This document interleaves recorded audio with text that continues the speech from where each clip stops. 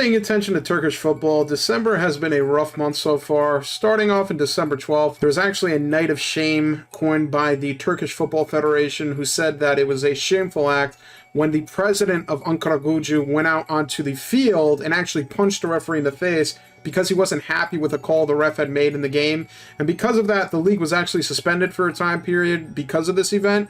And eventually, the league continued, and when it came back, there was a little bit more controversy in the Fenerbahce versus Galatasaray game, where during a play, a corner play was being done and a Galatasaray attacker was running up, and they say that he was pushed or may have been deflected into the actual pole of the goalpost, and he got a black eye from it. Galatasaray was saying they should have gotten a penalty. They weren't happy with the refereeing, but this was more of a mild controversy. But Turkish football has had a lot of, a lot of punches happening, a lot of black eyes occurring, and there's been a lot of fighting amongst the Turkish league. But it seems like there is a chance that the Turkish leagues actually came together in order to show solidarity in an odd way. Now, this happened when Fenerbahce and Galatasaray went to Saudi Arabia for their Super Cup final.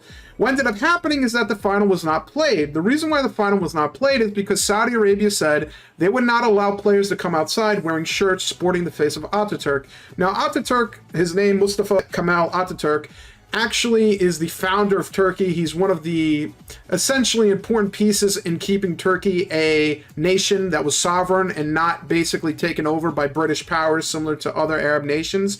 And Atatürk, his anniversary had recently come up, 100 years since his presidency, or his first presidency, and the players wanted to come out and basically commemorate this event, as Atatürk is a very important historical figure in Turkey. But Saudi Arabia saw Atatürk as someone who was too secular, which is something that is part of his policies, is that he was more secular, more progressive, and they said that we don't want him to be shown on the field. Now, this was something that was done last second, and supposedly it was being reported that Saudi Arabia didn't even want to play the Turkish national anthem, despite both teams being from Turkey. And fans are actually very happy about this. Not the fact that they weren't allowed to do this, but the fact that the players said, no, I'm not playing the final. Despite the fact that I might hate Galatasaray, the fact that I want to kill Fenerbahce, I want this cup, I'm not playing. I'm not doing this. This is BS. We can't even come out and wear the shirts that we want to do. We can't represent ourselves. And they basically gave up. And supposedly there's a lot of politics around this. A lot of money was exchanged. And the Turkish Federation basically said, it is what it is. We need that money. We're getting big dollars from Saudi Arabia. And the players themselves said, tough. You can get as much money as you want, but at the end of the day, we're the ones playing the game and we're not playing. Now, what's interesting from this is the blowback that's happening. Saudi Arabia is trying to do damage control. The Turkish Federation is trying to posture themselves. There's no real telling what's going to happen. Assuming that the Super League final is rescheduled, I'm assuming it'll be in Turkey.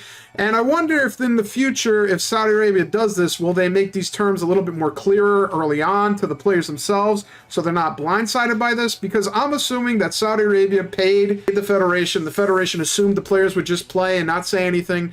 But it seems like this is a case where the players are actually saying, we're important to the game. Believe it or not, we're the 11 that are actually on the pitch.